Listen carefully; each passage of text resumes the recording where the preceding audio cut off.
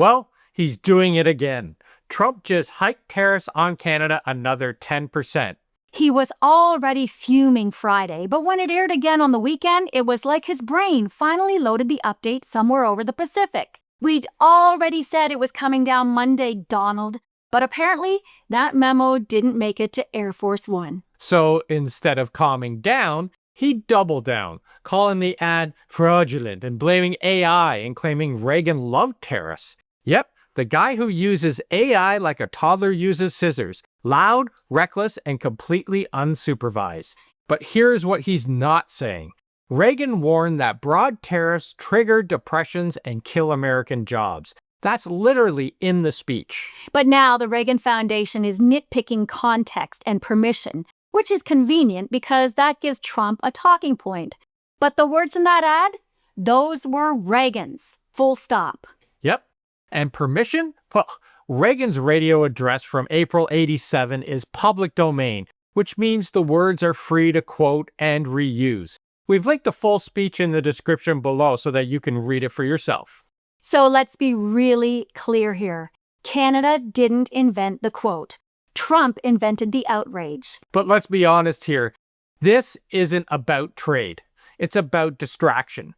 Trump's economy is imploding, inflation numbers are missing, food aid is cut off, health premiums are skyrocketing, and those sealed files everyone's talking about just won't go away.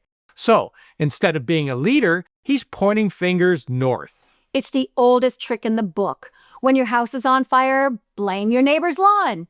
So today, we're breaking down why he's doing this and what he's hiding while you're busy watching the World Series.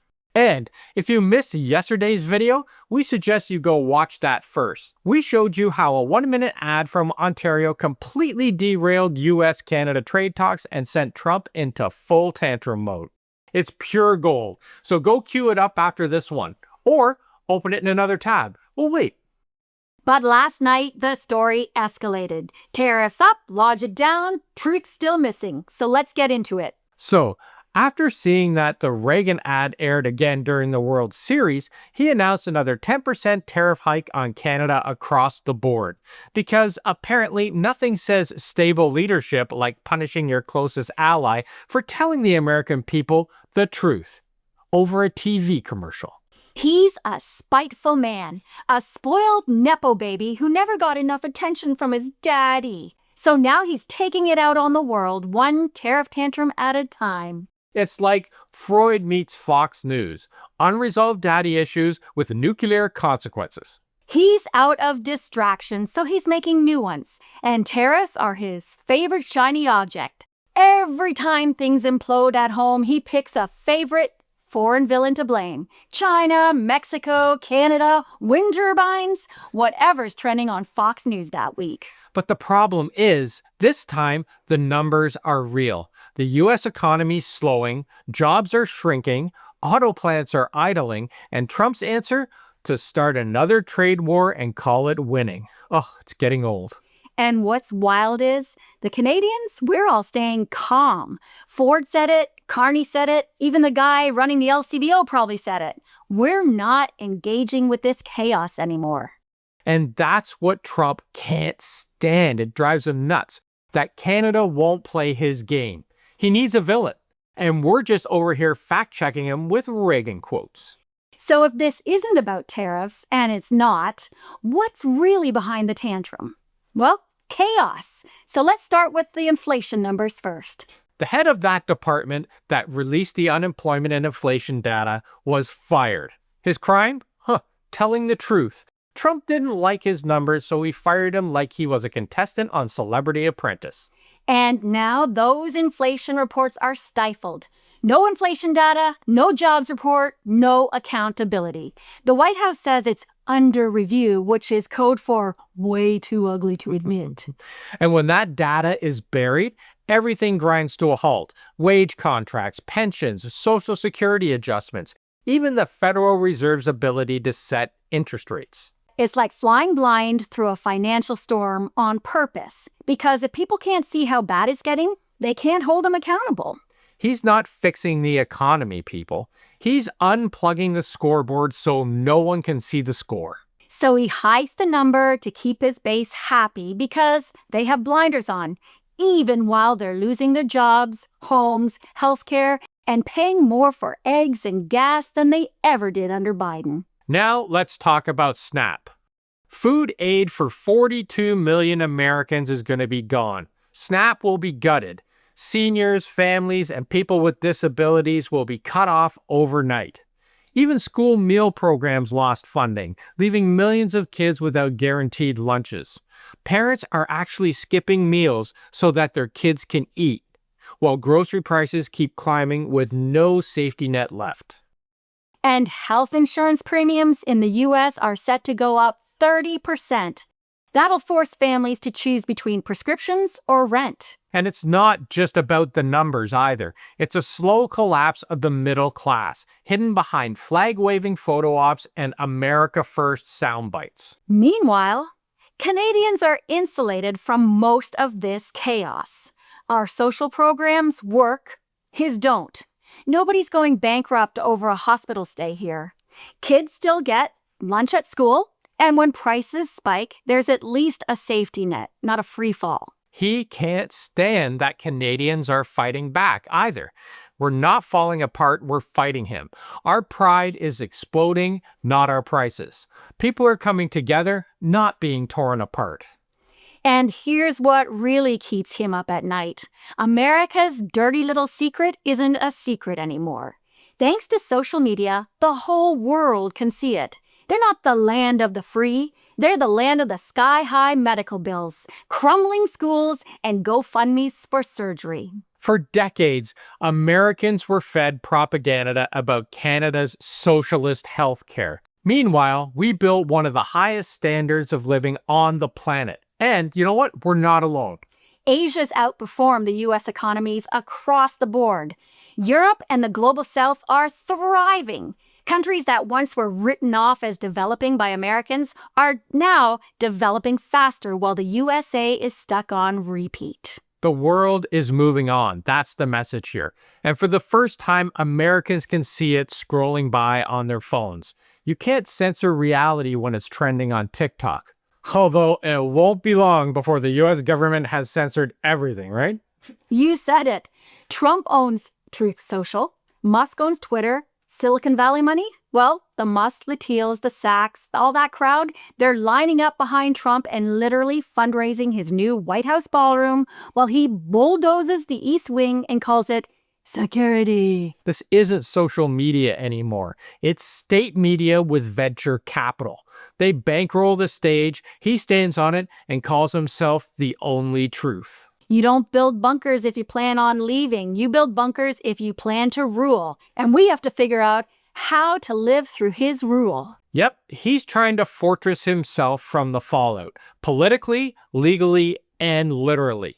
The economy's collapsing, the data's buried, and the only walls going up are around him. And that's the story the mainstream media keeps missing. They keep focusing on the shiny red objects and don't report on the real story: corruption and consolidation of power, wealth, and fear. The media keeps chasing his tantrums like it's breaking news, but the real story's not in Washington. It's who's quietly walking away. So while Trump's been rage posting on Air Force One to distract, the rest of the world has been quietly moving on. Canada didn't match his tantrum, and I love that. We matched his tariffs with diplomacy. Mark Carney didn't tweet. He picked up the phone, and instead of screaming about fraudulent commercials, he's been signing trade deals with Asia, the EU, and with half the planet that's tired of American chaos. Prime Minister Carney is literally in Kuala Lumpur right now at the ASEAN summit, telling 11 Asia-Pacific countries that Canada is a reliable partner who honors commitments, respects trade, and believes in the rule of law. He never even said Trump's name, which is almost pettier than saying it. I love that. And that wasn't just a flex either, it was an offer. Carney told ASEAN leaders Canada wants to double non-US exports in the next decade, cut our dependence on America, and lock in new trade access across Asia. He's talking deals with Indonesia, the Philippines, Vietnam, actual economic architecture. While Trump is out here yelling, fake ed, because Ontario quoted Reagan, Carney is literally pitching, Canada respects trade rules. We respect the law. We're here to move product. That is night and day. And Carney's doing it at exactly the moment that Trump is threatening us with an extra 10% tariff on Canada over and above what we're already paying now.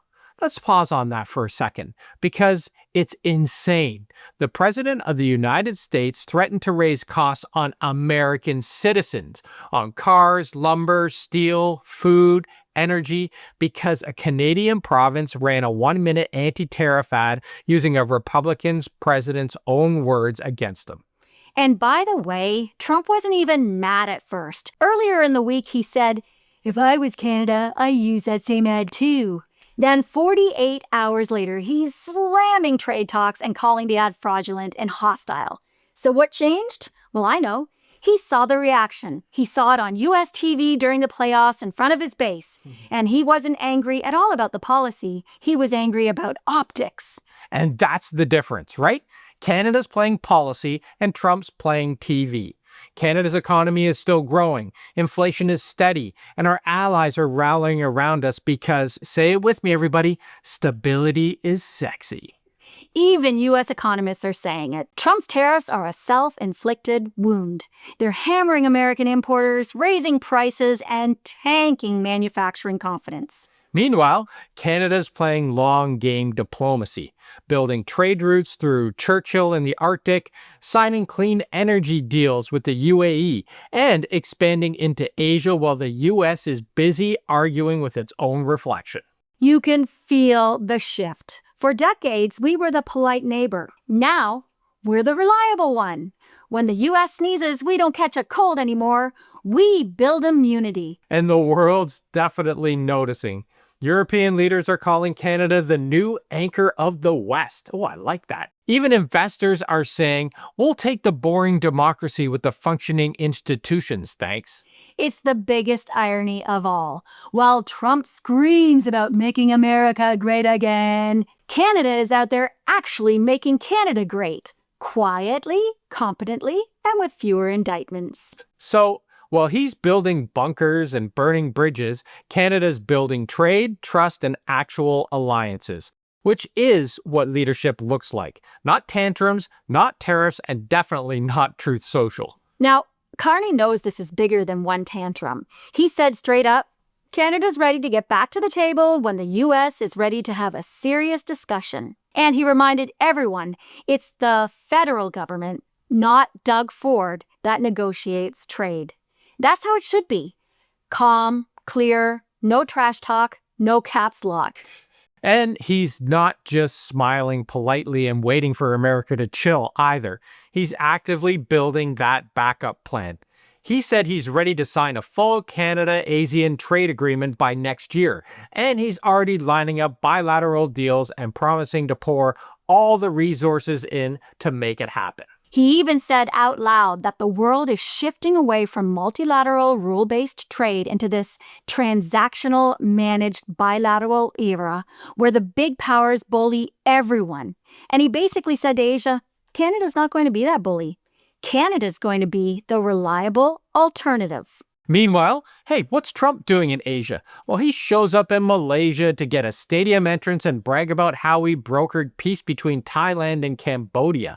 And then to tell reporters how good he is at getting deals while refusing to even meet Canada's Prime Minister. He literally said he's not interested in talking to Prime Minister Carney. Of course he's not. You can't negotiate with a guy after you just told your base you blew up trade talks because of a commercial. You can't back down without looking weak. So instead, he's acting like a baby. Which he is. And here's what's fascinating to me. This is the first time in a long time that Canada isn't just reacting to the US. We're not begging for access. We're not, please sir, don't crush our auto sector. We're openly building an exit plan. We love Carney's plan to double non-US exports in 10 years and quadruple defense spending in 4. Most of that will be on cybersecurity and AI. That is Canada saying, we will not be economically held hostage to whoever's yelling in Washington this week. And the rest of the world is listening.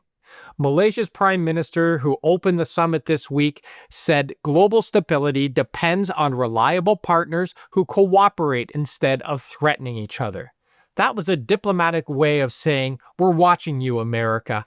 In other words, other countries are now treating Canada as the grown-up in North America. We're the steady one. We're the boring one. We're the one who pays our bills, shows up sober, and brings a binder. And you know, people who negotiated with Trump last time are literally saying, this is different. Back then, he actually wanted a deal. Now, he just wants to fight. And that's the point. This isn't about tariffs anymore. It's about chaos as leverage. It's about keeping his base angry, keeping the cameras pointed at him, and punishing anyone, including allies, who make him look weak. So, Canada did the only responsible thing left.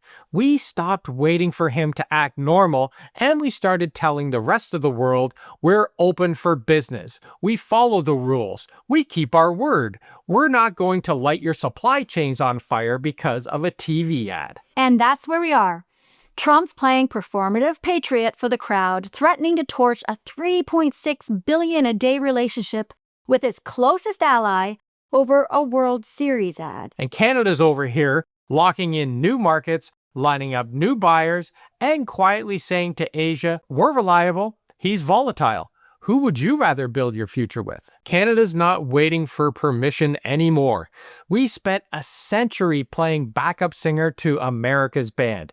Now it's our turn on lead vocals. And the song, it's called Sovereignty. Right now, Canada's doing the work. Tariffs fade, tantrums pass, but trust, that's what builds nations. So keep calm, Canada, because the world's watching. And for once, they like what they see. So go ahead and hit like and share it with your most patriotic friends. And if you want more of this kind of no-spin breakdown, hit subscribe and join the A-Team, where you will get your name listed right here and some behind-the-scenes videos. Because remember, Canada, we're just getting started.